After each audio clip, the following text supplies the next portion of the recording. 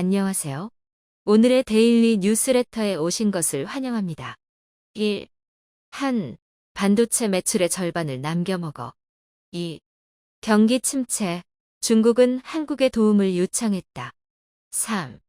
세계는 한국의 새로운 국방기술에 경탄한다. 한번 진실을 알아봅시다.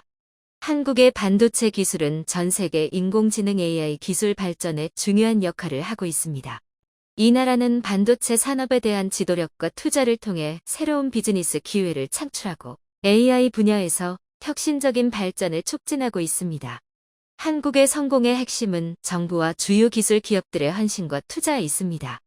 그들은 반도체 기술에 대해 강력한 투자를 하고 장기적인 계획과 발전 전략을 제시하여 해당 산업에서 세계 최고 지위를 차지하였습니다. 이로 인해 삼성, LG, SK하이닉스 등 지역 기업들이 세계 반도체 산업을 선도하는데 더욱 유리한 환경을 조성하였습니다. 최근 인공지능 AI의 질문을 입력하면 빅데이터를 기반으로 명확한 답변을 주는 챗GPT가 전 세계를 놀라게 하고 있습니다. 일각에서는 인터넷의 등장과 스마트폰의 등장에 비견될 정도로 인류의 생활을 바꿔줄 혁신적인 서비스라는 평가를 내리고 있는데요. 지난해 11월 출시해 대중에 공개된 챗 GPT는 출시한 지 한 달 만에 7천만 명의 사용자를 넘겼고 출시한 지 2달이 지난 지금 1억 5천만 명가량의 월간 이용자 수를 기록하고 있습니다.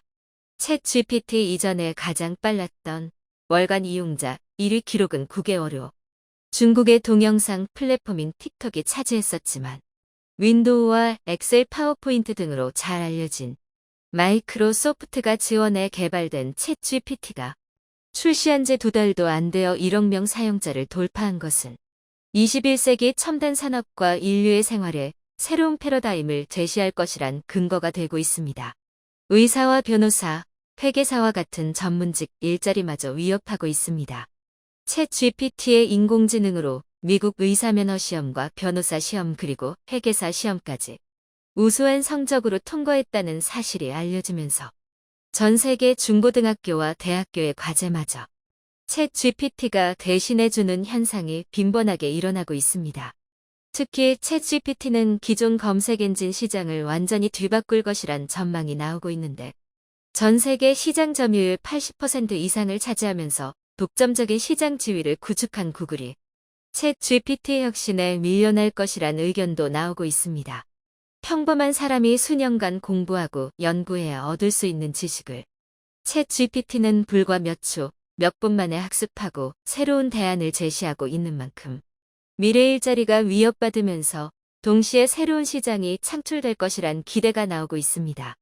삼성전자의 노태문 사장 또한 챗 GPT와 같은 머신러닝과 딥러닝, 인공지능이 전에 없던 혁신을 보여주고 있다며 삼성 역시 AI 개발을 전담하는 연구센터가 있고 챗 GPT와 같은 AI 시스템이 삼성과 스마트폰 유저가 더욱 발전하는데 새로운 길을 열어줄 것이라 언급했습니다. 여기에 중국과 대만도 가세하고 있습니다. 마이크로소프트 오픈 AI의 챗 GPT가 시장을 점령하자 중국에서도 짝퉁 챗 GPT가 우후죽순 등장하고 있는데요. 중국에서 만든 서비스의 경우 정품 챗 GPT보다 기술력과 품질이 떨어지는 것은 당연하지만 무엇보다 높은 가격에 이용료를 내게 유도하고 있어 중국 네티즌들도 이를 비판하고 있을 정도입니다.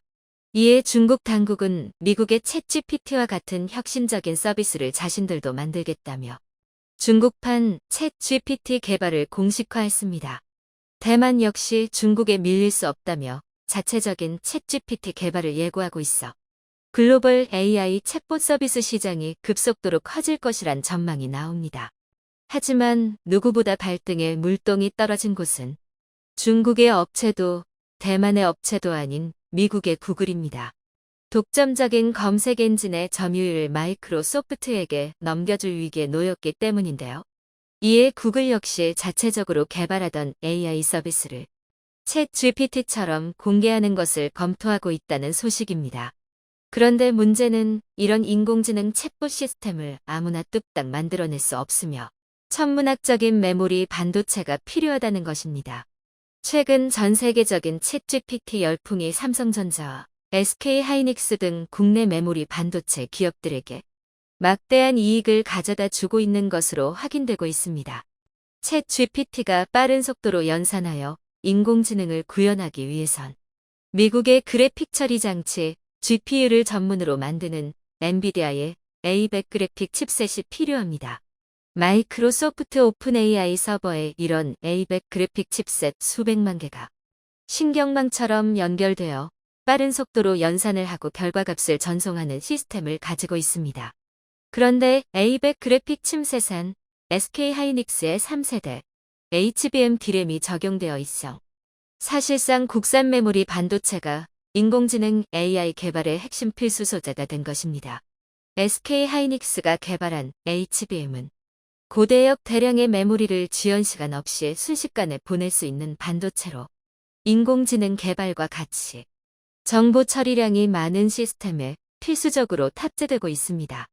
최근엔 A100 그래픽 칩셋보다 최신 버전인 H100 제품에도 SK하이닉스의 4세대 HBM D램이 탑재되었고 엔비디아는 오픈AI 챗GPT에게 H100 그래픽 칩셋을 납품하고 있습니다. SK하이닉스와 함께 글로벌 메모리 반도체 시장 70%를 장악하고 있는 삼성전자 역시 인공지능 서버용 D램을 개발 완료하면서 적극적으로 시장 공략에 나서고 있습니다. SK하이닉스의 HBM과 유사한 지능형 메모리 D램을 개발하면서 엔비디아와 같은 그래픽 처리 장치를 생산하는 기업인 AMD에게 인공지능 서버용 반도체를 납품하고 있습니다. 기존의 삼성과 SK가 메모리 반도체에서 수익을 내던 분야는 PC와 스마트폰에 주로 탑재되던 모바일 D램이었지만 최근에 고성능 인공지능 D램으로 시장이 지각 변동하고 있다는 소식입니다. 챗GPT를 개발한 마이크로소프트 오픈 AI뿐만 아니라 후발주자인 구글과 중국 그리고 대만의 첨단 기업들도 삼성과 SK하이닉스에게 인공지능 D램을 주문하겠다는 문의가 쏟아지고 있는 상황입니다. 수요가 몰리다 보니 가격도 급등하고 있습니다. HBM D램의 경우 일반적인 공정에 비해 훨씬 복잡한 생산 과정을 거치기에 모바일 D램보다 3배가량 비싼 단가를 자랑하고 있는데 이마저도 챗GPT로 인한 수요가 몰리면서 기존 공급량으로 수요를 맞추기 어렵게 되어 가격이 폭등하고 있습니다. 일부 공급사에겐 모바일 D램의 공급 가격의 5배에 달하는 가격으로 HBM이 납품되고 있을 정도로 부르는 게 값이 되어버린 상황입니다. 삼성과 SK하이닉스가 HBM 시장의 대부분을 차지하는 만큼 AI용 메모리 반도체의 핵심은 대한민국이 꽉 쥐고 있는 상황입니다. 이런 와중에 국내 파운드리 기업인 DB하이텍이 영업이익률 46%라는 경이로운 기록을 달성하면서 전 세계를 놀라게 하고 있습니다. DB하이텍의 2022년 매출은 1조 6천억이며 이 중에서 영업이익이 7,700억 원 가량으로 대략 매출의 절반 정도가 영업이익인 셈입니다. 일반적인 제조업체의 영업이익률이 10% 내외인 것을 감안하면 매출의 절반이 영업이익으로 남는다는 것은 쉽게 납득하기 어려울 정도로 높은 수치인데요. DB하이텍이 이런 성과를 낼 수 있었던 이유는 글로벌 파운드리에서 수요가 적고 수익성이 나지 않는다는 이유로 크게 신경 쓰지 않았던 전력 반도체에 집중했기 때문입니다. DB하이텍의 주요한 매출은 전력 반도체에서 나오며 스마트폰과 노트북 그리고 전기차까지 배터리로 구동되는 대부분의 전자제품에 전원과 전력을 제어하는 역할을 하는 것이 전력 반도체입니다. 사실상 경쟁력 있는 전력 반도체 생산업체는 한국의 DB하이텍밖에 없는 상황이라 매출의 절반가량을 마진으로 남기는 걸 두고도 어쩔 수 없이 DB하이텍의 전력 반도체를 구매할 수밖에 없는 상황입니다. 갈수록 전자산업이 발달함에 따라 전력 반도체 시장 역시 커져갈 것으로 예상되기에 DB하이텍의 미래도 긍정적인 상황입니다. 그런데 챗GPT가 뜨거운 감자로 올라서며 삼성과 TSMC 등 파운드리 업체에게도 주문이 쏟아지고 있습니다. 특히 인공지능 전용 반도체에 사용되는 5나노 이하의 초미세 공정이 적용된 반도체들은 삼성과 TSMC에서 거의 독점적으로 생산하기에 팹리스 업체들은 삼성과 TSMC에게 주문할 수밖에 없습니다. 게다가 현재 GPU와 고성능 D램 가격이 급격하게 올랐음에도 불구하고 팹리스 업체들은 경쟁적으로 주문을 넣고 있는데 그럴 수밖에 없는 이유는 시장 점유율 때문입니다. 현재 마이크로소프트의 챗GPT가 시장에 나오며 전례 없는 빠른 속도로 시장을 잠식해 나가자 기존의 구글과 메타 등 빅테크 업체들은 비상 경영 체제에 돌입했습니다. 이렇게 가다간 온라인 검색 시장을 챗GPT에게 내어줄 것이란 위기감 때문입니다. 특히 한번 빼앗긴 점유율을 다시 되돌리려면 몇 배의 노력과 자본이 필요하다는 게 상식이며 이미 시장을 선점한 챗GPT마저 설비와 투자를 늘리고 있는데 반도체 가격이 조금 비싸다는 이유로 빅테크 업체들이 가만히 지켜보고만 있다간 온라인 시장에서 영원히 퇴출당할 수밖에 없다는 것입니다. 그래픽 처리 장치 제조사들은 삼성과 TSMC 등 파운드리 업체에게 다른 칩셋보다 우선적으로 GPU를 생산해달라 요청하고 있으며 이 과정에서 발생하는 추가 비용을 지불할 정도로 적극적인 상황입니다. 그만큼 우리 기업들의 고성능 반도체 매출이 늘어 L중국과 대만의 업체들도 일제히 한국의 인공지능용 반도체를 구매하길 원하고 있어 상당한 혼란을 가져오게 되었습니다. 특히 중국은 미국으로부터 인공지능에 사용되는 반도체 수출 금지를 당해 미국의 그래픽 처리 장치 제조업체가 생산한 반도체를 사용할 수 없는 상황에 놓였습니다. 결론적으로 한국에서 생산한 반도체에 의존할 수밖에 없는 상황이며 중국 당국이 자체적인 챗GPT를 새로 개발하겠다고 나선 것으로 보아 오히려 한국에겐 반도체 매출이 늘어나게 될 긍정적인 상황입니다. 현재도 중국은 미국의 구글이나 유튜브, 페이스북과 인스타그램 등 대부분의 검색 엔진과 SNS를 금지하고 있습니다. 그 말은 머지않아 챗GPT마저 중국에서 사용이 막힐 것이란 전망이며 자연스럽게 자체적인 서버를 구축하여 자신들만의 서비스를 하겠다는 뜻입니다. 중국이 미국의 서비스를 사용하지 않고 자체 서버를 구축하려면 역시나 반도체가 필요하며 이 과정에서 한국에 대한 중국의 의존도가 굉장히 높아질 수 있다는 점입니다. 최근 반도체 한파로 위기를 맞이하던 우리 반도체 기업들이 새로운 인공지능 AI 서비스 덕분에 또 다른 전성기를 맞이할 것이란 전망이 나오고 있습니다. 2023년 하반기로 들어섬과 동시에 중국의 경제가 생각보다 심각하다는 진단이 경제 전문가들로부터 나오고 있습니다. 이는 아무런 근거 없는 얘기가 아니라 국제사회에서 동시다발적으로 중국에 대한 제재를 강화하고 있다는 사실을 기반으로 하고 있습니다. 게다가 중국의 무역 규모 역시 추락에 추락을 거듭하고 있어 이대로 가면 중국 경제는 출구 전략을 찾기 전에 무너져 내릴 것이란 위험 진단이 나오고 있습니다. 상황이 이렇다 보니 중국 외교 당국은 주변국인 한국을 향해 아시아 경제 공동체를 구상하자는 제안까지 내놓고 있습니다. 얼마 전까지 미국을 제치고 세계 1위 경제 대국이 되겠다며 한국을 얕잡아 보던 중국이 이제 와서 한국에 대한 자존심을 굽히고 경제 공동체를 만들자는 제안을 하고 있는 이유와 중국 경제의 미래가 왜 영구적인 회복 불능 상태에 빠졌는지 자세히 알아보겠습니다. 최근 우리나라 경제를 포함해서 전 세계 경기가 저성장 기조로 접어들고 있습니다. 원자재가 풍부한 일부 국가들을 제외하면 본격적인 경기 침체 신호가 여기저기서 감지되고 있는데요. 한국 역시 마찬가지인 상황으로 지난 16개월 연속으로 무역 적자를 기록하다가 이번 6월부터 본격적으로 흑자 전환을 하면서 이번 연말까지 흑자 기조를 이어갈 것으로 전망되고 있습니다. 그런데 한국의 지난 수개월 동안 무역 적자를 기록했던 원인과 최근 들어 무역 흑자를 기록한 원인 모두 중국 때문인 것으로 드러나고 있습니다. 지난 몇 년 사이 세계 경제의 큰 축을 담당하고 있는 미국과 유럽 그리고 인도마저도 경제협력국 대상에서 중국을 배제하는 결정을 내렸습니다. 즉 반드시 필요한 품목이 아니고서야 중국과의 무역은 최소한으로 한다는 정책이며 이런 국제적인 흐름에 우리나라 역시 자연스럽게 동참하게 되면서 한국의 무역 흑자국 1위인 미국에 이어서 2위를 기록하던 중국이 현재는 최대 적자국으로 변하게 되었습니다. 중국 정부에서도 한국이 국제사회와 손잡고 중국을 배제하려는 움직임을 보인다면 한국의 대중국 무역 적자는 더 커질 것이란 엄포를 놓았지만 이런 경고는 오래가지 못하게 되었습니다. 아이러니하게도 지난 20년 급성장한 중국의 성장 동력은 세계 경제 규모 1위인 미국으로부터 막대한 무역 흑자를 벌어들였기에 가능했는데 최근 미중 갈등이 극도로 심화되면서 20년 가까이 유지되어 오던 미국의 최대 수입국 타이드를 다른 국가들에게 내주게 생겼기 때문입니다. 정확하게는 중국에서 생산된 제품을 대체할 수 있는 한국과 같은 국가들이 막대한 반사 이익을 얻고 있다는 점입니다. 이번 일을 통해 중국은 자신의 최대 무역 고객이던 미국 시장에서 철저히 배제되고 있으며 미국과의 무역 수지가 극도로 악화되고 있습니다.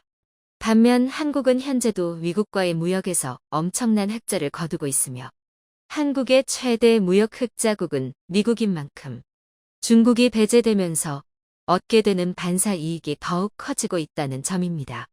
미국 상무국의 무역동계 보고에 따르면 올해 중국이 미국에 수출한 금액은 한화 214조 원으로 지난해와 비교해 25%나 감소하였으며 중국은 대미 무역 수출 규모 3위를 기록해 미국과 인접한 캐나다와 멕시코에 순위를 내주었습니다. 이를 두고 미국 현지 매체들은 중국과의 무역 규모가 줄어든 만큼 기존 2위, 3위였던 멕시코와 캐나다의 순위가 올랐지만 중국의 무역 물량을 가져간 국가들은 한국을 비롯한 아시아 국가들이라며 이들은 중국에서 생산되던 제품들을 빠르게 대체할 수 있고 무엇보다 기존의 중국산 제품보다 품질이 뛰어나다는 점을 언급했습니다. 상황이 이렇다 보니 중국의 수출 실적 또한 바닥을 찍고 있습니다. 지난 몇 년간 중국 경제의 악화 원인으로 지목된 제로 코로나 정책이 폐지된 이후에도 중국의 경제가 살아나지 못하면서 올해 수출은 지난해에 비해 12%가 감소했고 수입 역시 7% 감소했습니다. 한국을 비롯한 주변 아시아 국가들이 회복세에 들어선과 비교하면 중국의 경기 추락은 상황이 심각하다는 것입니다. 게다가 14만 명의 인구수를 기반으로 한 막대한 내수 시장으로 경제를 자급자족할 수 있다고 자랑하던 중국이지만 2023년 상반기 내수 시장마저 수출 감소폭보다 규모가 큰 13% 수준의 감소폭이 보고되었습니다. 여기에 막대한 실업난으로 일자리를 구하지 못한 수억 명의 중국 청년들이 시진핑 주석이 경제 엔진을 꺼버렸다며 중국 국가 지도층에게 반발하는 움직임을 보이고 있어 중국 당국은 온라인 세상에서 일어나는 자국 비판적인 메시지를 더욱더 강력하게 검열하고 있는 상황입니다. 그동안 중국산 제품을 가장 많이 수입하여 중국을 세계 경제 2위 규모로 올려놓은 미국이 드디어 중국을 손절하는 액션을 보이자 유럽에서도 즉각적인 반응이 나오고 있습니다. 그동안 유럽의 반중적인 정책 기조 속에서도 중국 측과 긴밀한 관계를 유지하던 독일 정부가 자국 기업들에게 최후의 동첩을 날렸습니다. 베어보크 독일 외무장관은 내각회의에서 발표한 대중국 전략 보고서를 의결하면서 중국 시장에 대한 의존도가 지나치게 높은 기업들은 더욱더 많은 재정적 위험성을 스스로 감내해야 할 것이라며 중국 의존도가 높은 자국 기업들에게 사실상 중국에서 손을 떼라는 강력한 경고를 내놓았습니다. 이에 중국 현지에 생산 공장을 두고 있는 많은 독일 업체들이 반발하자 독일 외무부 측에선 수년 전부터 중국에 대한 높은 의존도는 장기적으로 국가와 기업에게 부정적인 영향을 줄 수 있다고 경고했다며 중국 시장 확대를 주장한 독일 기업들에게 최후의 경고를 날렸다는 평가가 나왔습니다. 독일이 이렇게 예민하게 반응하는 이유가 있습니다. 독일 외무부 장관은 러시아가 우크라이나를 침공하면서 러시아산 에너지 의존도가 80%로 가장 높았던 독일이 가장 큰 에너지 대란을 겪었던 교훈은 단 한 번으로 충분하다며 러시아에게 겪었던 실수를 중국에게 두 번 다시 겪지 않겠다는 다짐으로 보입니다.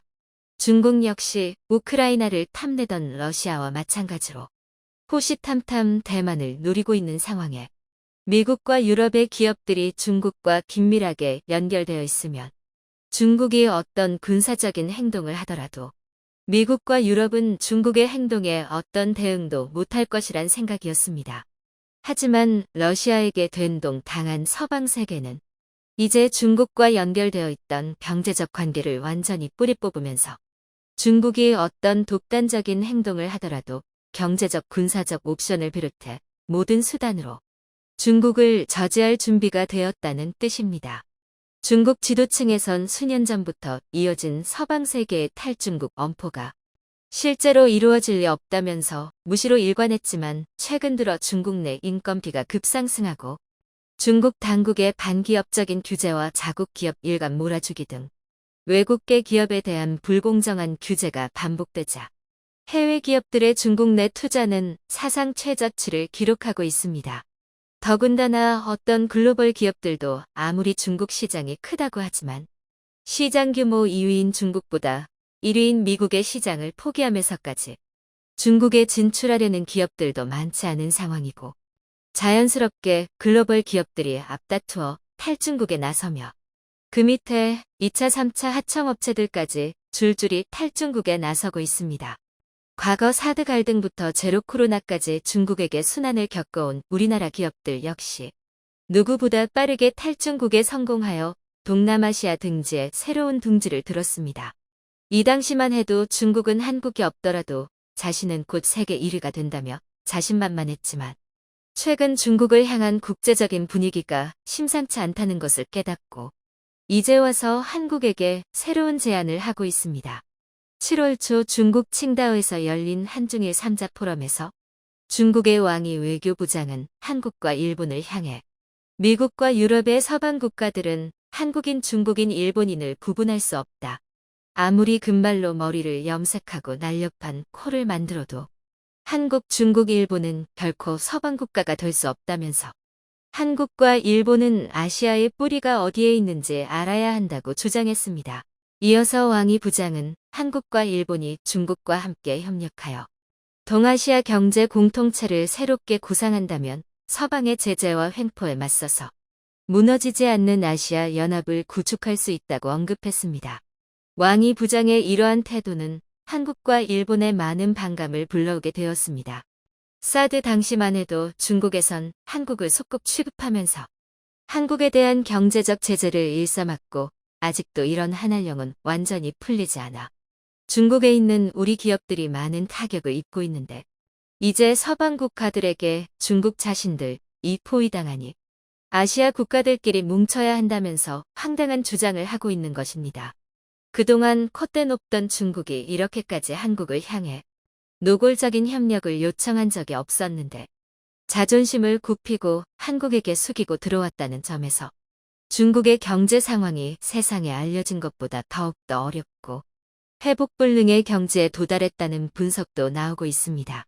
특히나 중국이 선진국으로 가기 위한 발판이던 반도체 관련 기술과 생산이 을스톱되었고 스스로 경쟁 대상이라 판단하던 한국과 대만의 반도체 기술은 갈수록 발전해 중국과 기술 격차가 점점 벌어지는 상황에서 이대로 시간이 지난다면 중국은 자신보다 뛰어난 기술력을 가진 한국에게 경제적으로 완전히 종속될 수밖에 없는 상황이 다가오기 때문입니다.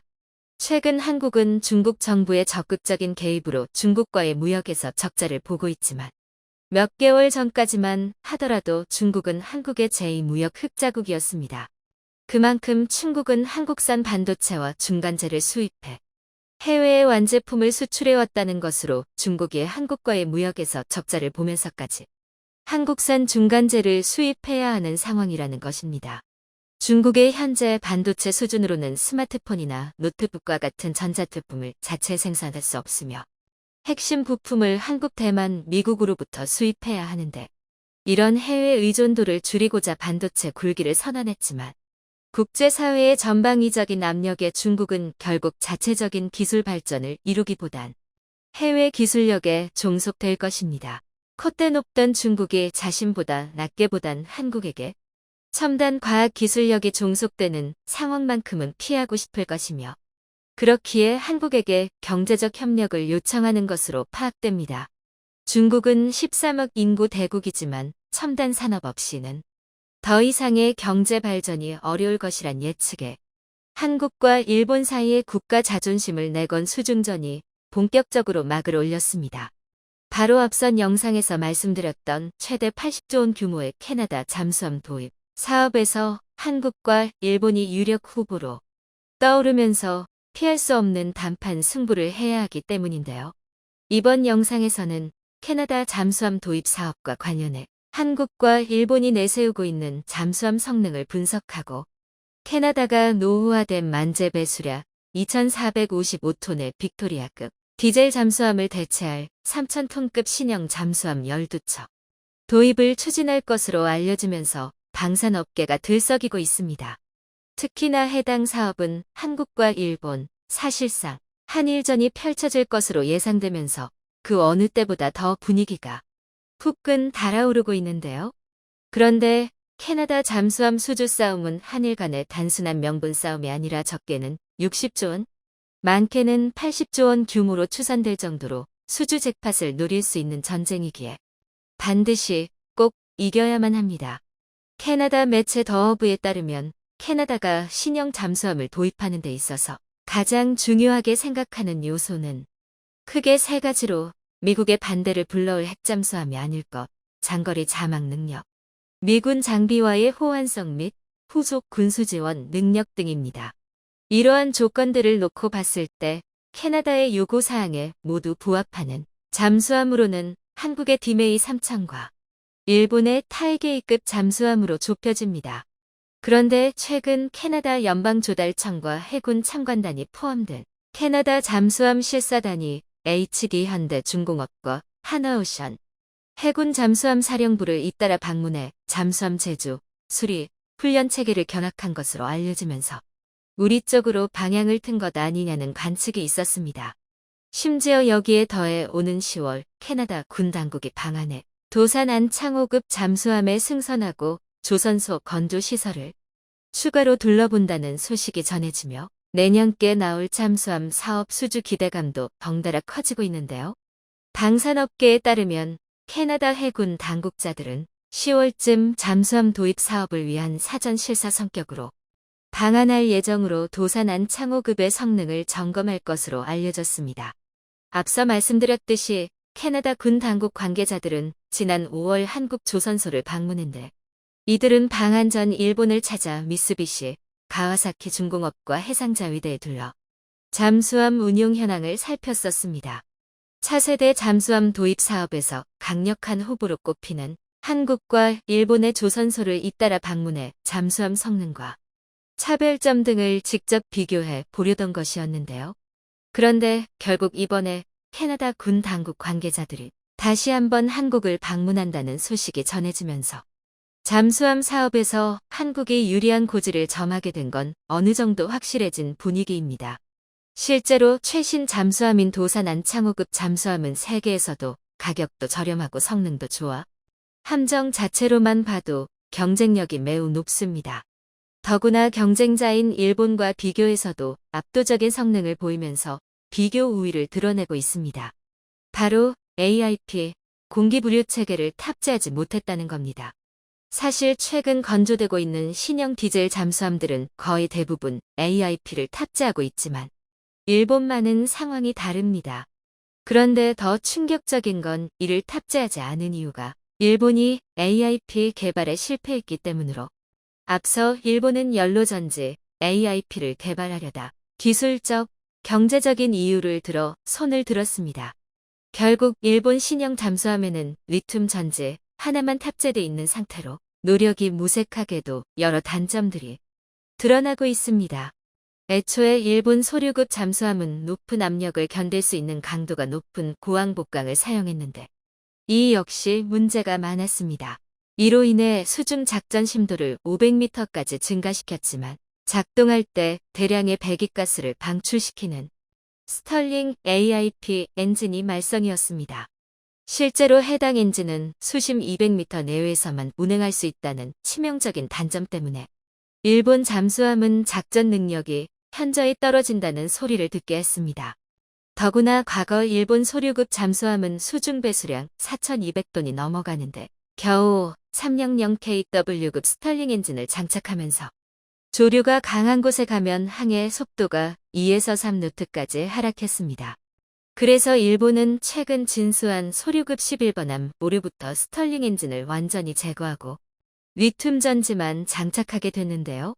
그런데 통상 리튬 전지를 쓰기 위해선 기존보다 훨씬 더 큰 용량을 채택해야 하는데 일본은 개조 비용을 최소화하기 위해 기존 축전기 사이즈와 같은 중량에 맞춰 개조해버렸습니다. 결국 리튬 전지를 탑재한 오류함마저도 항해 속도 유지 시간은 기존 납전지와 비교해 겨우 1.5배 증가하는 데 그치며 경쟁력이 후퇴한 것으로 분석되고 있습니다. 반면에 우리 손으로 직접 만든 디메이 3000은 가격과 성능, 크기 등 여러 측면에서 캐나다 군이 요구하는 조건을 맞출 수 있는 최적의 잠수함으로 손꼽히고 있습니다. 디메이 3000은 도산 안창호급 잠수함을 개량해 탄생한 것으로 리튬 기반 배터리를 탑재해 지속 자막 능력을 비약적으로 늘린 최신형 모델입니다. 최대 속력이 시속 37km로 최소 1개월의 지속 자막 능력을 갖췄으며 재래식 잠수함으로서는 세계에서 유일하게 SLBM까지 탑재하면서 세계 최강이라는 평가를 받고 있습니다. 특히나 한국은 잠수함에 리튬 이온 전지를 탑재하는 기술에서 우위를 확보하고 있는데 디메이 3000 역시 배터리로 운항할 때 다른 잠수함들보다 더 긴 지구력을 확보할 수 있어 일본과 대조되는 대목입니다. 이런 상황에 지난달 서울에서 개최된 마덱스 2023에서는 해외 군사 매체 네이벌 뉴스와 진행된 인터뷰가 엄청난 이목을 집중시켰는데요. 실제로 이 자리에서 한화가 영국 바콕과 함께 캐나다 잠수함 사업을 함께하겠다고 밝혔는데 잠수함 수주에 더 한 발자국 다가가게 됐다는 평가받았습니다. 당시 한화 관계자는 리튬이온 배터리와 AIP를 보유하고 있기 때문에 캐나다 해군의 요구를 충족시킬 수 있다며 수직 발사 시스템도 갖춘 데다 다른 디젤 전기 잠수함보다 더 많은 잠재력을 갖고 있다고 강조했습니다.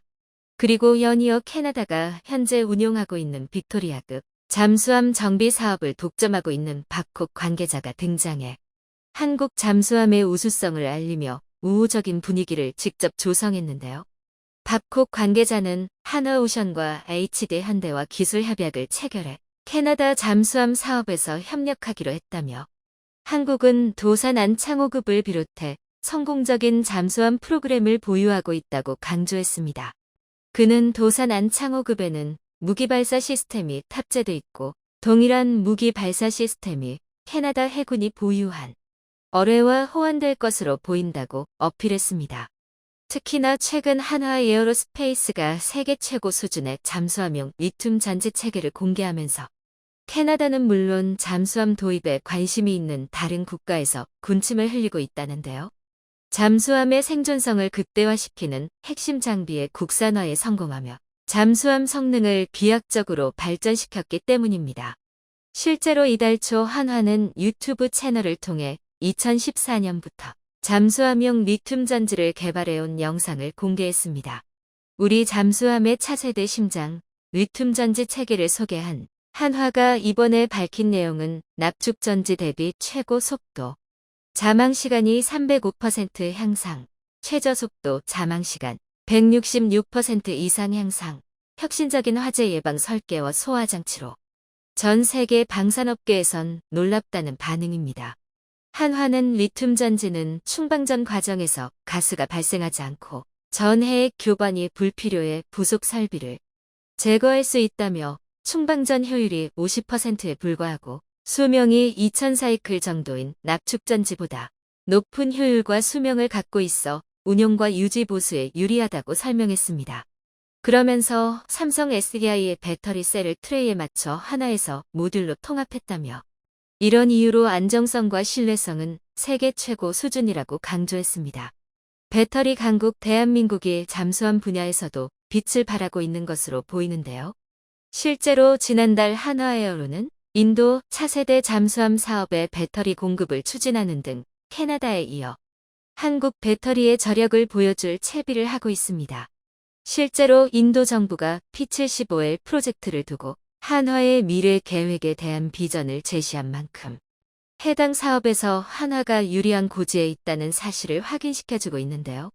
인도 P75L 프로젝트는 인도와 외국 방산업체가 제휴관계를 맺고 AIP를 탑재한 재래식 잠수함 6척을 건조하는 사업으로 잠수함에 탑재될 배터리 연료 전지를 한화 배터리로 장착할 가능성이 높은 것으로 전해집니다.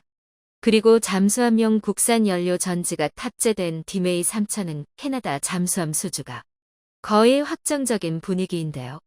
지난달 열린 2023 잠수함 기술 발전 세미나에서 한경호 방사청 미래전력 사업본부장은 세계는 지금 한국 방위산업을 재평가하며 경이로운 시선을 보내고 있다면서 캐나다 잠수함 사업 등 수출 가능성이 높은 상황이라고 밝혔습니다.